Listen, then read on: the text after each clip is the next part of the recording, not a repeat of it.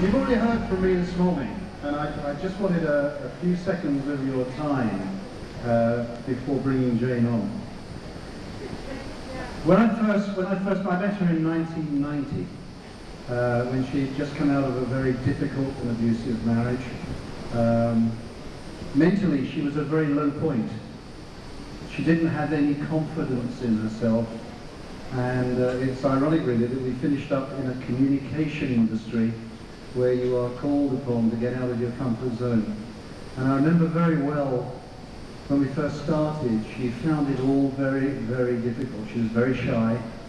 She found it difficult to listen to her own voice.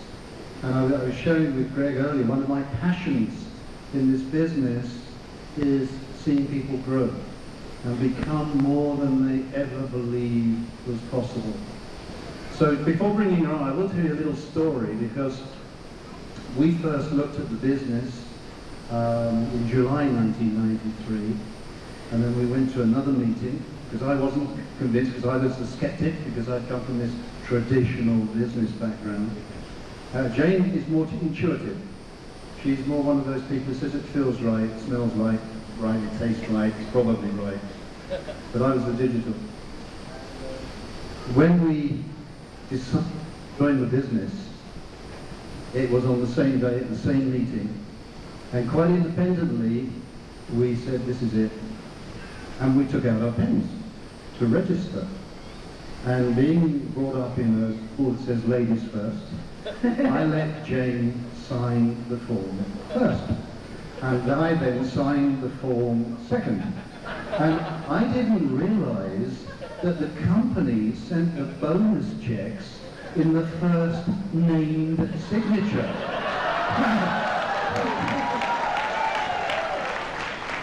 Which has meant that I've had to be extremely nice to her for every second of every day for the last 18 years. But it's no hardship. Please welcome the person who I affectionately call now, because she's the first name person, the senior partner, Jayne Leach.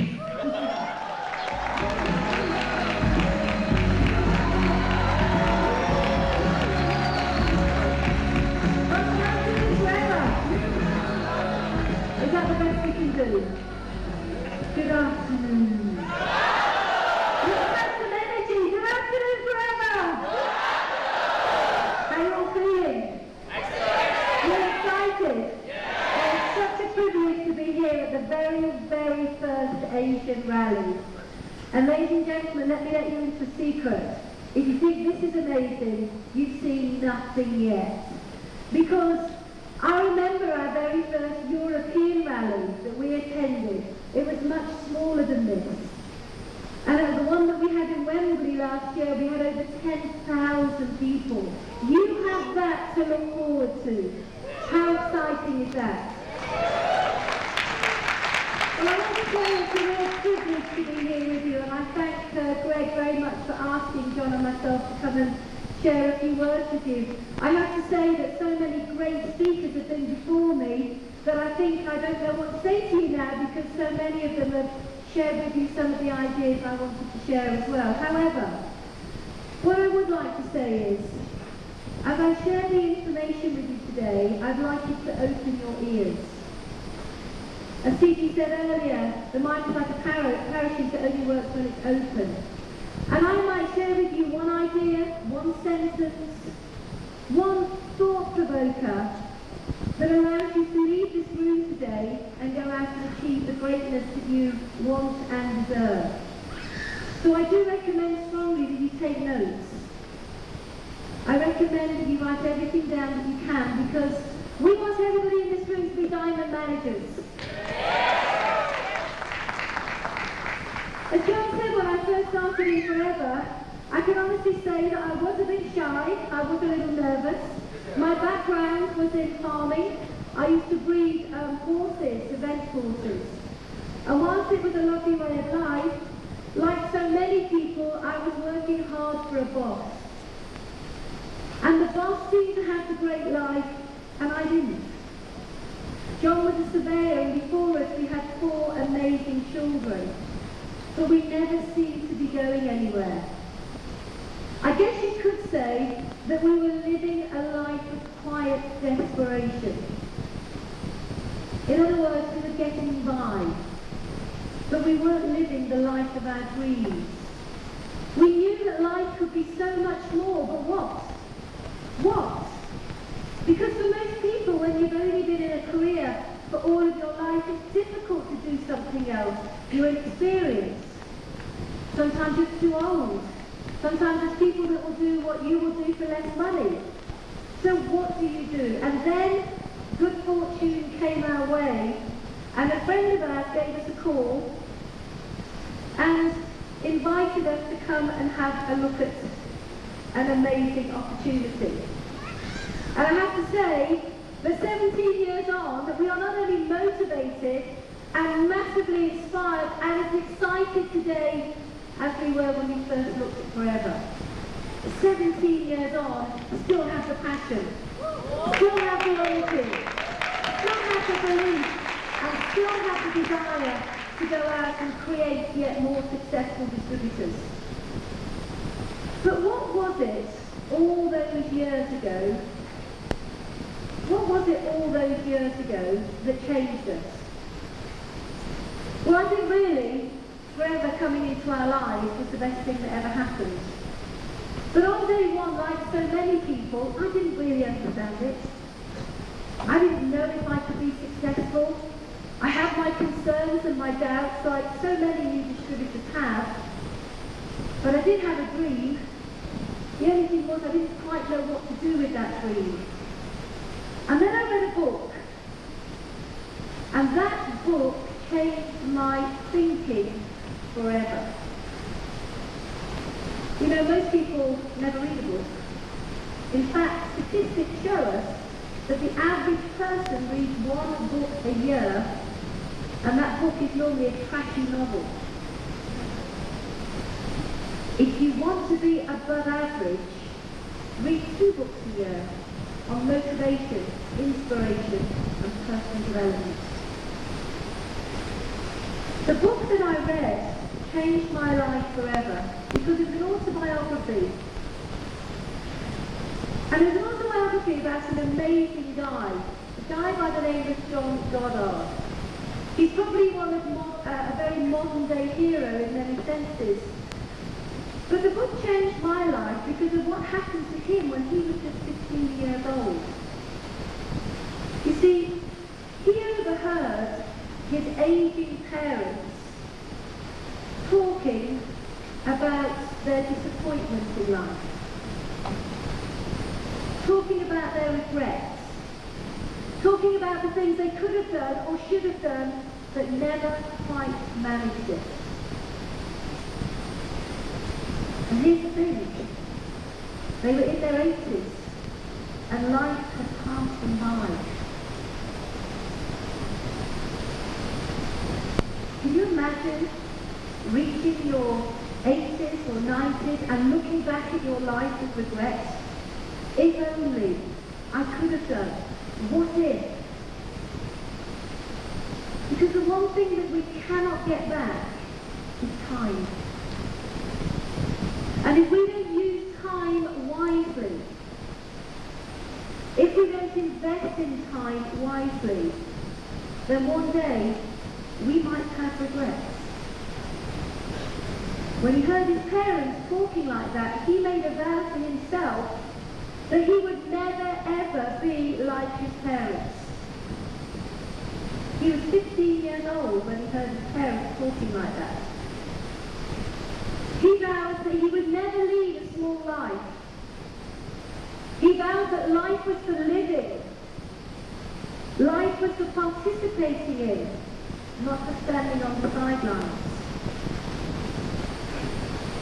And this is what really inspired me. He took a journal and he wrote down 126 goals there and then at the age of 15 that he wanted to achieve in his life. Over the years he added another 400 goals to that original list. And what was really exciting was as he went on to develop into a young man, he began to tick off all the goals that he wrote down when he was just 15. He climbed Kilimanjaro and several other of the highest peaks in the world.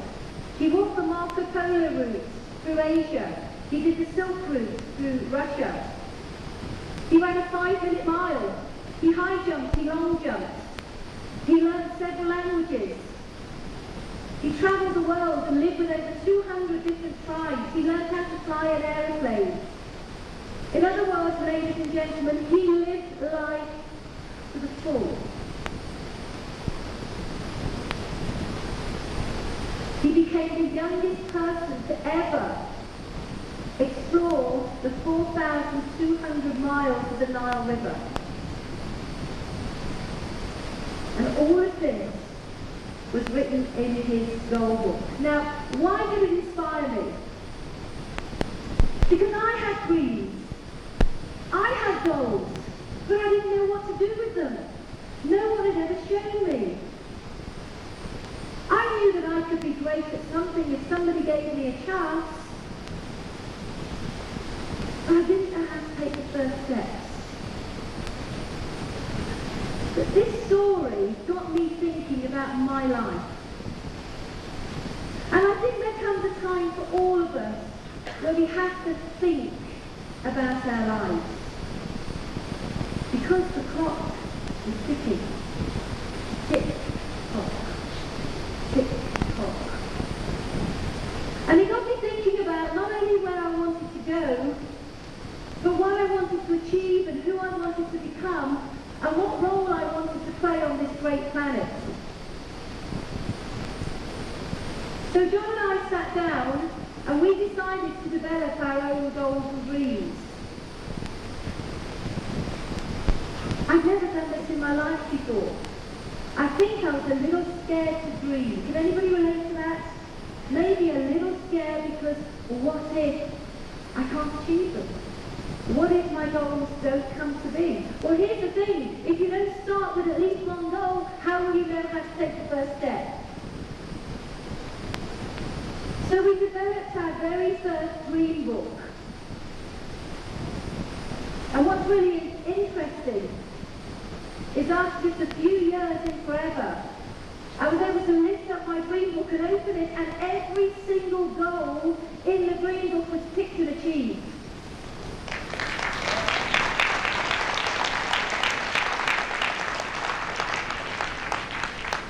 Apart from one. Now it's going to be a big message here for you. I was a farmer, and I was used to a farmer's vehicle. They're normally trucks. And I thought, wouldn't it be great if I could have a Suzuki Jeep? Anybody know what a Suzuki Jeep is? They're not very big, but I wanted one with wide wheels and a soft top and white.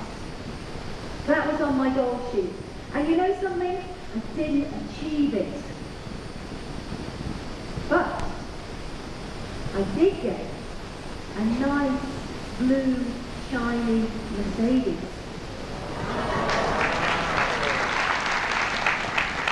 And I remember the day that that Mercedes was delivered to my house. It came on a low-loader lorry, and it had a cover over it. And when they delivered it onto the driveway, they gave me my key, and it was an electric key. The windows went up and down all by themselves.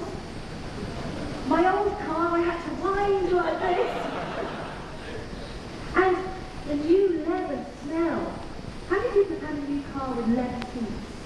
Isn't that an amazing smell, the leather of new car seats? And it had a radio with 10 speakers. And for 2 days, I just sat in the car, playing with all the dots and the dials. Because I couldn't quite believe that someone like me had managed to get a car like that.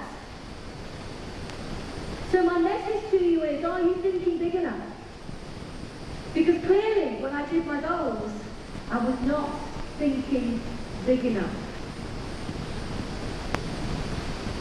And here's another thought.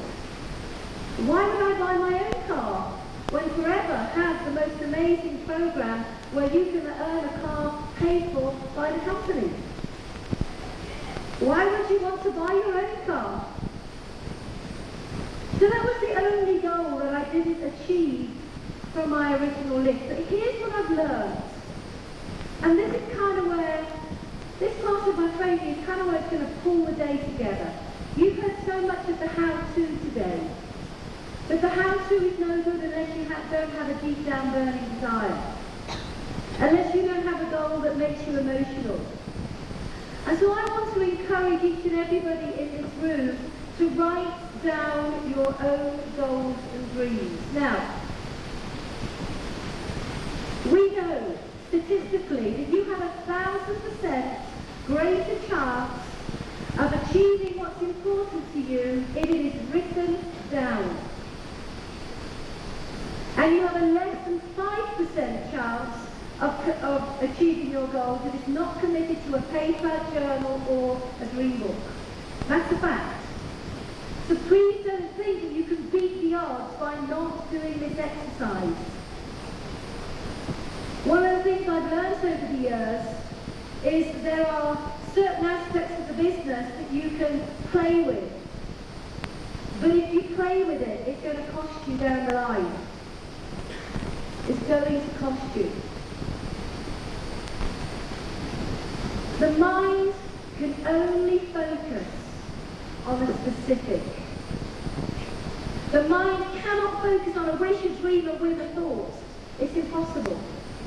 It can only focus on a specific. You have to have clarity on your goals and your dreams and your ambitions. So please, I urge you all to find yourself a book. The book has to be special. My dream book is a big book. I would have brought it with me, but it's quite big, it's a bit heavy. And it's a beautiful cover book, and inside there are many pictures which represent to me everything that I was prepared to work for. My eyes could see it. It became visual. It became imprinted on my mind. I also have a beautiful leather-bound journal, and in that journal I write down everything that's important to me and my thoughts and quotes and tips that make a difference. But I want you to also do something for me, if you will. I want you to dream big. Most people do not dream big enough. And here's what I've learned over the years. And everything I've learned from my own personal experience. This is not theory. I didn't just read it in a book. I've done it. If you have a small dream, if you have something that doesn't truly inspire you, if you have a small goal that your attitude is, I'll give it a go, here's what will happen. You'll quit on it. You'll give up on it when the going gets tough. Because it's easy to walk away from a goal that doesn't truly motivate you. And I should imagine there are people in this room that at some stage you maybe set a small goal, it hasn't challenged them, it hasn't been specific, it hasn't created energy, and before you know it, when the going gets a bit tough, you've given up. So I want to challenge you to set big goals, because big dreams have extreme power. Big dreams make you hungry for success. Big dreams create an energy, and when there is an energy around you, a crowd will come to see what's going on. When you're on purpose, people know that something is different, and they're curious, and they want to find out what's happening. It's true. So you really have to focus on the big, big dreams. The dreams that will bring a purpose into your life. And I think a dream should be something that gets you emotional. You see, if a dream is really in the heart, and not just a thought, It can provoke all sorts of emotions and feelings. And it's those feelings that will stir the emotion, it's the emotion that will create activity, it's the activity that will create results, it's the results that will create belief. And before you know it, your goals and dreams are growing bigger and bigger and bigger. When I first joined Forever with John, I have to say we were a little financially challenged. But my dream had always been to put my children into the very top private schools in the UK. But here's the thing, in my job, I was making £18,000 a year. And to send one child to private school was £25,000 a year. Now I had 2 children, that's £50,000, and in my job I was making £18,000. Now if anybody can do the maths there, you'll notice there was a bit of a discrepancy. But I was passionate about it. I was prepared to get up an hour earlier in the morning and stay up an hour later at night. I was prepared to walk the walk, talk the talk, and go through the learning process to get my children into those schools. But here's what I mean when I say you have to connect and get something emotional. I didn't just look at the pictures. I didn't just know how much the school fees were going to cost. I actually took my children by the hand and they went to the school I had chosen for them for a day. And I remember I had a little boy, he was just 9. And when I went to pick him up from school, he put his little hand in my hand and he looked up at me and he said, "Mummy, I really want to go to this school." Bang! Emotional, passionate, committed, a feeling goal. 8 months later, both the boys were in that top fee-paying school.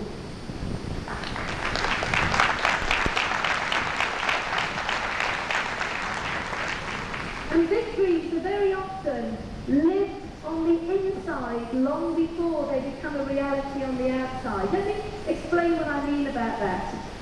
All of the big achievers, at some stage in their lives, whether it be forever, in whatever walk of life, have seen the end result before they've even taken the first step.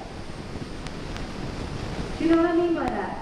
They can see the end result before they've even taken that first step. I knew that one day I would be a diamond with Forever before I was even a supervisor.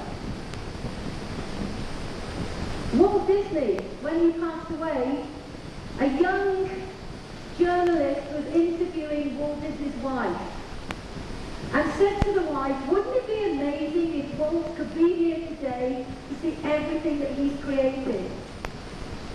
And the wife said to the young man, he saw this many, many, many years before it even came to be.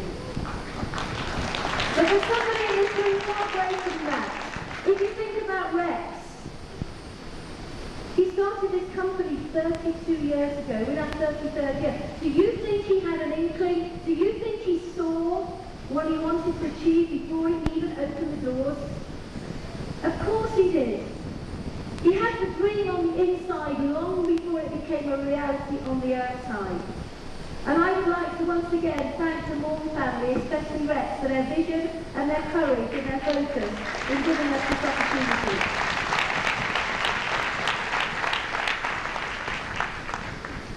So maybe it's time for you to dig deep and to discover what it is that you're prepared to work for. No excuses. To work for where you have a mantra that failure is not an option. I will, I must, I can. Not maybe, could it, what if. A lot of what we achieve starts in here. It starts with the way we think, with our attitude. And that's exactly where John and I were 17 years ago. We suddenly realised the power of Forever. We were courageous enough to sit down and write down our goals, and we were ready for the journey.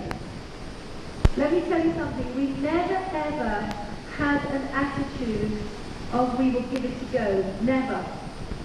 In Forever, I believe, if you want to be successful, you're either doing it or you're not. You cannot say, I will give it a go.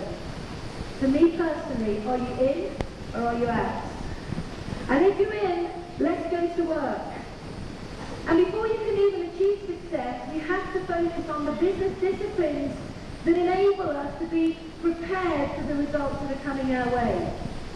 One of the things that we've learned is you have to be consistent, that you have to be persistent, that you have to have a sense of urgency. That goes back to the clock is ticking. And you have to have a great attitude. Those are four of the most important key components of being successful that I know. Consistency means to me that you have an end goal and you will work your plan back to today. And then you will work out what you need to do every single day to achieve the goal on the date that you set to achieve it. So therefore, you know how many calls a day you have to make. If you're part-time in forever, then you're making 2 to 5 calls a day, every day. You don't miss a day and say, I'll do 10 tomorrow or 15 the day after. It doesn't work like that. You have to be consistent and persistent. And one of the things I've learned over the years is if you embrace the activity but let go of the outcome, the results will come. But if you embrace the activity and you worry about the person who might say no, or the person who doesn't see what you see, then I promise you that you will not see this through. If you do the activity, but you let go of the outcome, and you focus on the persistence of it, with a sense of urgency and a phenomenal attitude, then I can guarantee you that you will achieve your goals and dreams. We have to accept responsibility to change.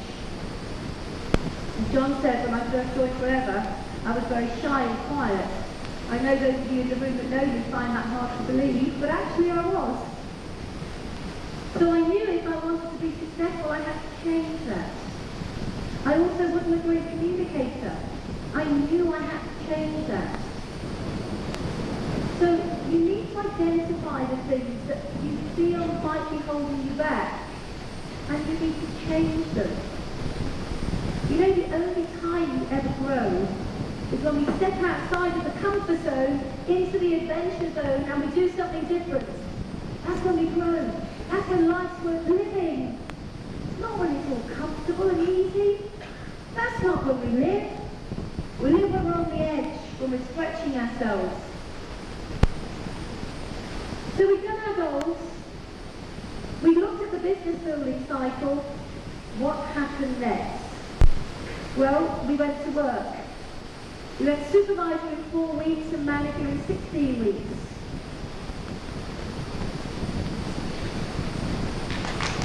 Okay, let's really pick up on that. How many people would love to sponsor somebody who went to manager in 16 weeks? Here's the message. Maybe we have to check ourselves as the sponsor before we can expect someone to become a manager in 16 weeks.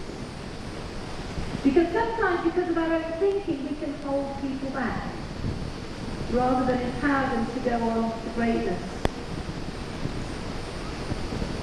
I remember the month that we went manager, we had a phenomenal bonus check. Our bonus check was £1,687. But I'm going to be very honest with you, the month after something happened. The bonus check dropped to £700. Ladies and gentlemen, it was the best thing that ever happened to myself and John. Because this was one of the most valuable lessons that we ever learned in Forever Living. And that was, if you want to go to the top in Forever, you have to let go of yourself and focus on working with your team. You see, on our journey to manager, it was, of course, all about us getting to that position. But because we didn't know any better, when we achieved the position of manager, we didn't realise we had to reach out and help other people. So that month where our bonus check dropped was the most valuable lesson that we ever learned in Forever. 2 months later, the bonus check was 2,500, and the case credits had gone up to 252 for the month. We added 160 people into our business in a 3-month period. And this came from the realization that you never get to the top in Forever alone. You only do it by helping others. So our inspiration came from identifying the people in our team who were prepared to work. I'm going to say that again. Identifying the people in our team who were prepared to work. It didn't mean to say that we didn't love them all, because I value every single member of my team. But because of the time issue, I could give my priority time to those that wanted to go to the top. And it was a sheer joy seeing people come forward and say to us, we want to be manager, we want to be soaring, we want to do profit share, we want to go to the rally, and that's where we focus our time and attention. If you help enough other people get what they want, it will actually build you a very, very solid business. And I always say a business is a little bit like building a house. Greg touched on it a little bit earlier. That if you don't put down firm foundations, a gale comes along, the hurricane comes along, the flood comes along, and the house falls over. And our Forever business is the same. If we don't build on firm foundations, it will fall over. And the way that you build on firm foundations is to focus on the team that wants to be successful, see the possibility in them, and teach them a simple system. I say this time and time again in my training. Sometimes people think that because we're diamond managers that we do something different to each and every one of you in this room. I do exactly the same thing that you do on a daily basis. I use the product. I retail the product. I sponsor new distributors, and I coach them to do exactly the same.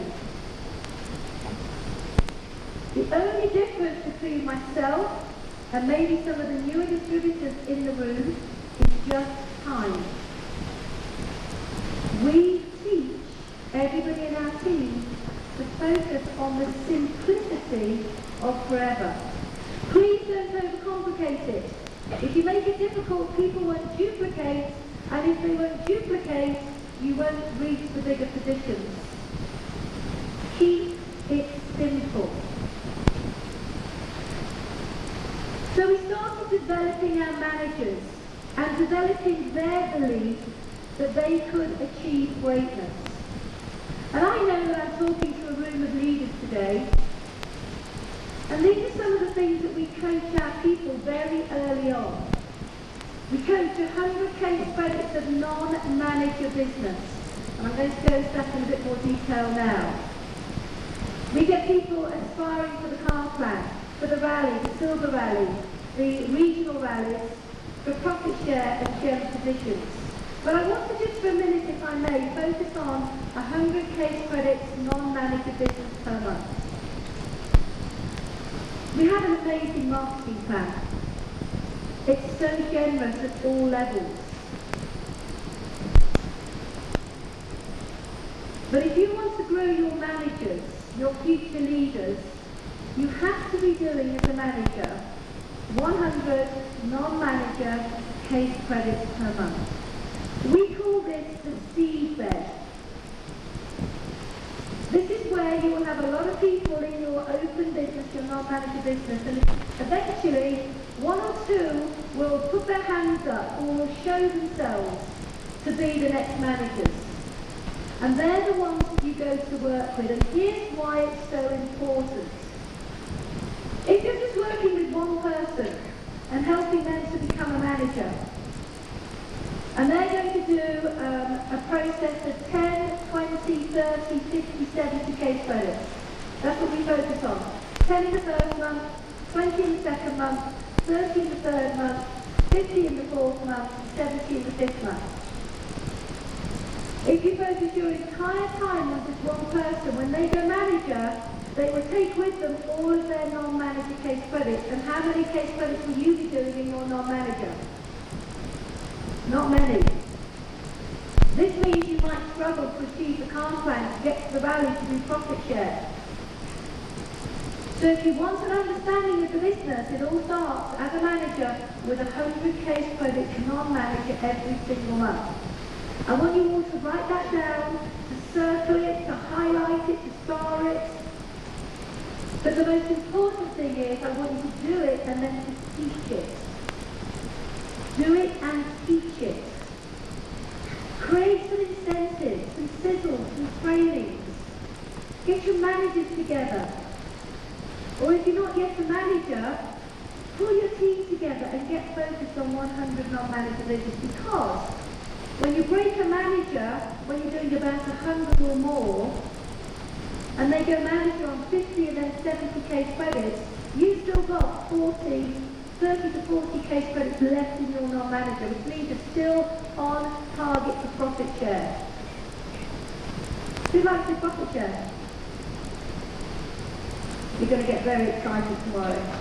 Very excited tomorrow. Personally, I don't want to work with a manager that only does 12.1 case credits per month. I don't want to work with that kind of manager, only to develop them to 100. A manager doing 12.1 to qualify on leadership is nothing more than a supervisor with a manager pin. I'm being a bit controversial, I guess. But the thing is, I want you to have the good things. I want you to have all that we've had, and this is what we taught our groups so we know it works. We teach our people very early on in the process to focus on the car plan. If I'm working with a brand new distributor, my first priority is to help them sponsor, recruit 5 key frontline people. Now when I say 5 key, I don't mean 5 application forms. I mean 5 people who want to become a manager.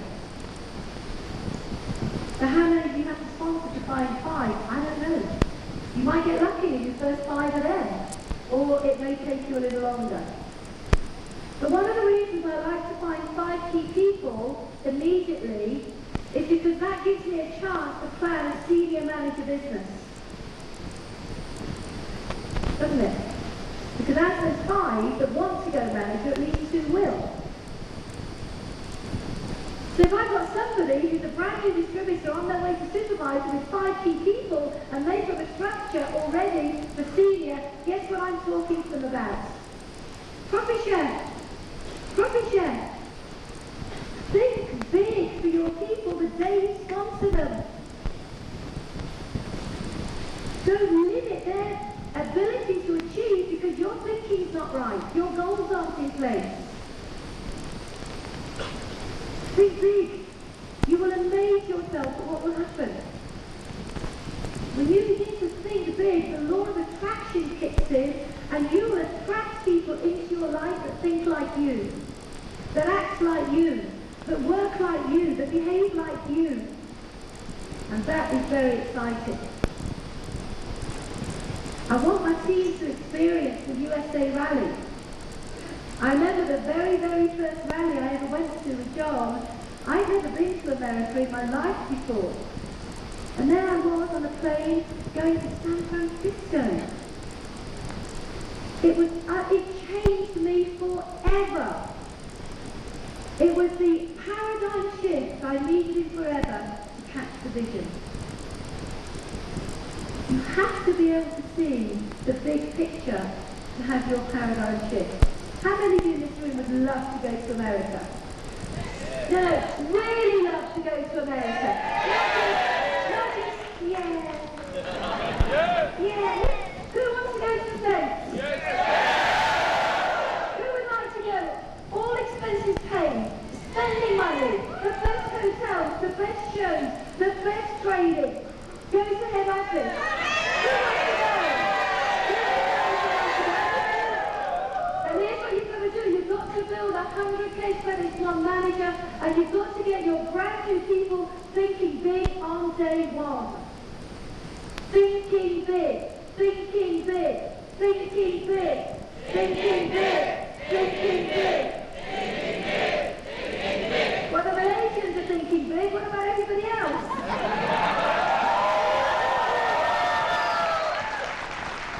What about the Indians? People from India, are you thinking big?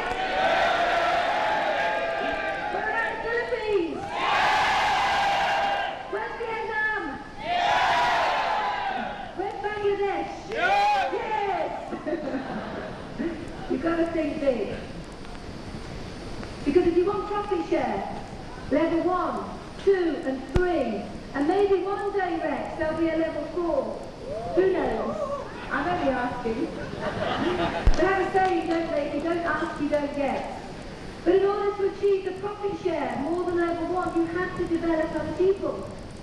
And you develop other people by taking them through the incentives. The incentives will develop your business. The program will do it for you. It's so exciting. That's why I'm so motivated. 17 years in the business, and look at me. I'm so excited I could be rushing out there recruiting right now. I was talking to Jayne earlier. Those are amazing MD. Jayne, where are you? Where's she gone? Okay, well I was saying to Jayne earlier, I was saying, you know what, Jayne? I'd love to come to Malaysia for 2 months. 2 months, and then I would show everybody what's possible. What do you reckon? Yes! Malaysia, you're doing a fantastic job, and thank you very much for having us. So, where do we go from here? We teach profit share. We do profit share training, profit share sizzles, profit share leaders groups, profit share conference calls. I don't have to tell you all the rules of profit share, but if you don't know them, please, today, find out what you have to do. Find out what you have to do. Because the profit share is your 13th month of the year bonus check. I remember our very first profit share check, which is level 1, was £12,000. £12,000 as a thank you for doing the job. As a thank you for doing the job when you've already been paid every month of the year anyway. Who would like a profit share check as a thank you for doing the job? Who has got a plan to be in profit share next year? Not enough of you. The profit share qualification has started. The first quarter of the year is gone. You can't get it back. Did you make it count? And if not, you're okay, because you've still got 9 months left. And last year I had a girl in my team who lived in Africa. She came back to the UK, and from a standing start did profit share in 7 months. So everybody in this room can do it, starting today, even if you didn't think you could. Now who wants to do profit share? Okay, so now the Philippines do, but the Indians aren't making so much noise. And what about the Malaysians?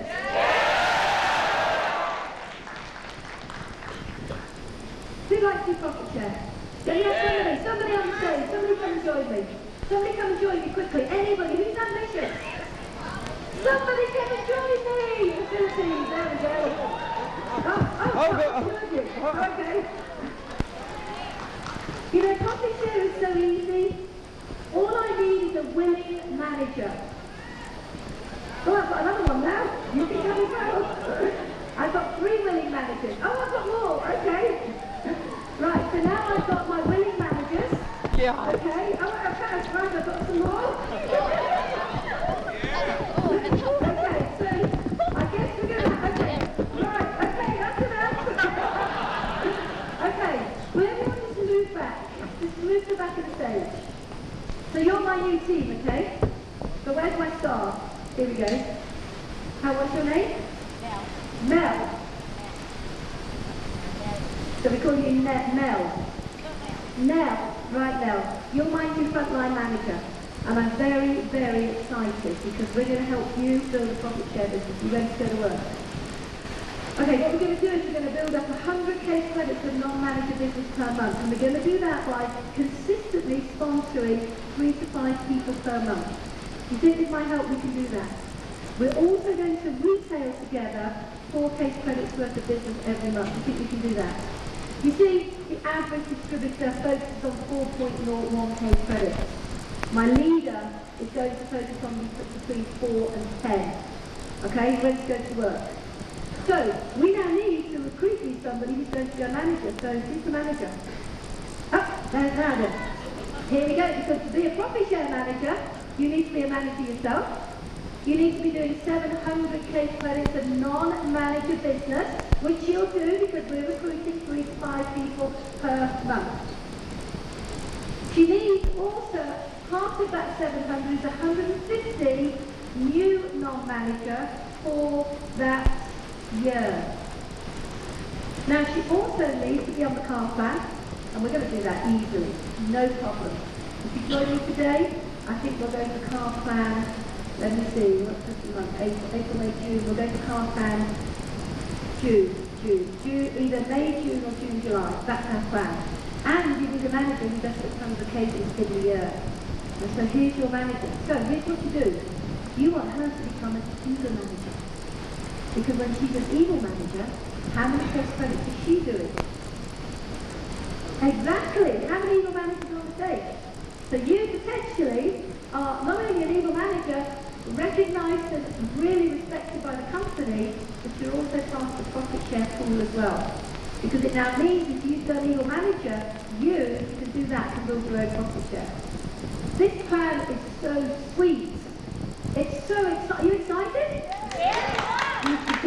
So here we are. So we're going to work, and guess what? You have done a level 1 profit share. How excited are you?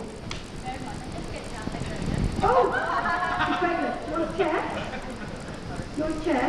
No.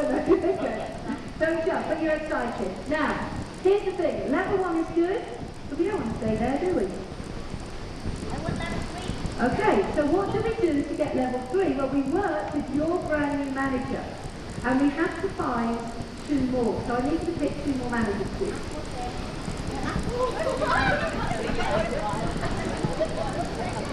So, now what we're going to do now is the job is to work very, very hard together to help develop these 3 lines. So your focus has to be sponsoring and developing new business for yourself and working with these 3 lines. Because when you have 3 lines of managers beneath you who are all doing level 1 in their own right, you are entitled to level 2 profit share. And basically that means you get part of level 1 and part of level 2. And the level 2 checks are very, very tasty. But we don't want to stop there, do we? Now, here's the key. It's not just about you going to level 3. It's about you helping these guys do level 1 and level 2. So you guys all need to go and find a manager each. I love the energy of the Filipinos.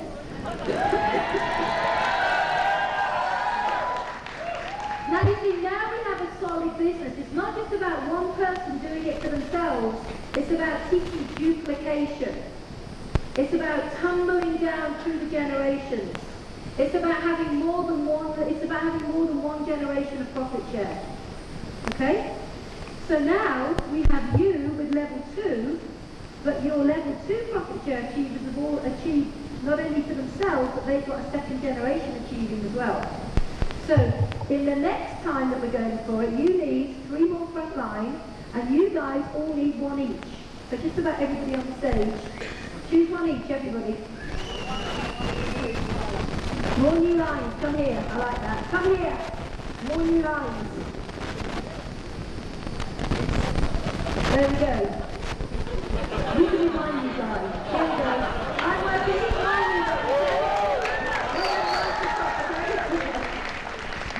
Now here's the thing, it started off with my one leader with Nell. It started off with Nell.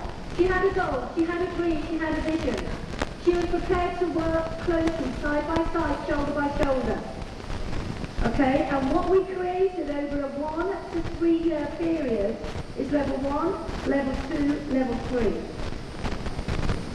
But the most important thing is that now it's working with her front line to help them in a 3 year period to level 1, level 2, level 3. We're thinking big. We are not thinking about what we can get. We're thinking about how can we help others. When you reach out and help enough other people get what they want, everything comes your way. Last year, John and I had 29 qualifiers in our business in the UK alone, in our business, that did profit share. And what we did was reach out and help other people catch the vision and structure for them.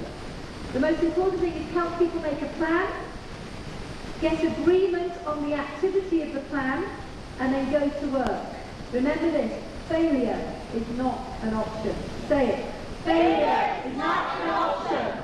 So at the next rally, at the next Asian rally, for those of you that haven't yet qualified profit share, are you ready to go for profit share? Yes! Okay, give these guys a big round of applause, please. Thank you. Thank you. So what do they look for when we're working with new people? Well, for me, I look for certain qualities in people. I look for people with a positive attitude. It's so important to me.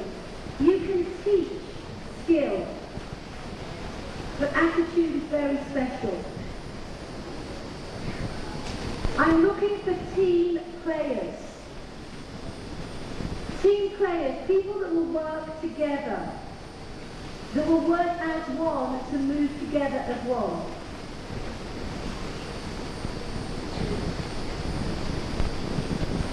I'm looking for people to work with who are visionary, who have a big vision. They don't know on day one possibly how it's going to happen, but they have a vision. You give me somebody with a good attitude. You give me a visionary. You give me somebody who's a team player. You give me someone who's persistent and consistent, and I promise you we can build a diamond. Because these are the key values that we look for. I don't want to work with people that drain my energy. I don't want to do that. And I would suggest that you're the same. But you need to check your attitude. And I have a little saying, I hope it translates. And that is, what is your attitude like? Would you sponsor you? Would you work with you? And if the answer is yes, then you have a lot of the qualities we look for in a good leader. And it says here, lead by example. And you've heard this from all the speakers today. Every one of them has said, lead by example. John and I have always taken responsibility to be the best that we can be. And we are by no means perfect. We certainly don't know everything. And I'm sure that we can and still do learn every single day of our lives and forever. But I do know one thing. John and I are consistent. Are you? This is where we do a bit of soul searching. This is where we look for honesty. Are you consistent as a leader? Because if you're not, please don't expect your team to be if you're not. Are you focused? Do you have clarity in where you're going? Is that focus sharp? Do you teach a simple system? Or do you just sponsor people and tell them to get on with it? You have to embrace a system and do it yourself and lead by example. You have to build forever in the correct way. There is only one way to build forever, and that is in the correct way, with honesty and integrity and with passion. Remembering that every time you sponsor somebody, you have somebody else's dreams in the palm of your hands. Please don't take that lightly. Whenever I sponsor somebody, I believe they will be a manager and a diamond until they let me down with their own actions. But I believe in them, always. Please learn to communicate, learn to make a good phone call. You know, learn how to do a fantastic killer one-to-one, whereby when you ask the closing question, people always say yes. Coach other people on how to make a good prospecting call, and how to do a good presentation, and how to sponsor somebody and then plan the business. Help other people. Sometimes you're helping people and you wonder, when will they become successful? And sometimes it's the meeting after the meeting, or the meeting next week, where they have the light bulb moment. Sometimes we're working with people and we think, do they see it? Have they got it? But if you believe in them, it could take one more meeting for them to see it. It could take one more BP, one more success day. They get it and they run with it. And developing an SLP distributor is a bit like bringing a child up. You know, if you think about children, for all of you that have got children, or younger brothers or sisters, or nieces and nephews, babies crawl. But there comes a time when crawling stops and they learn to walk. And what we do is we take the wobbly baby by the hand and we hold them and we say, come on, take your first step. And they take their first step and they fall and they keep on the floor. So what do? We pick them up. And we say, come on little guy, take another step. And they're all wobbly, they're all over the place and they fall over on the floor. Do we turn around to them and eventually say, oh, that's it kid, I'm fed up with you, stay down there and crawl for the rest of your lives? No, we don't. We say, come on, try again, try again, try again, until eventually they can walk. And that is what we do with an SLP distributor. We pick them up and say, try again. We pick them up and we coach them and say, try again. We pick them up and we coach them and we say, try again, and eventually they fall like an eagle.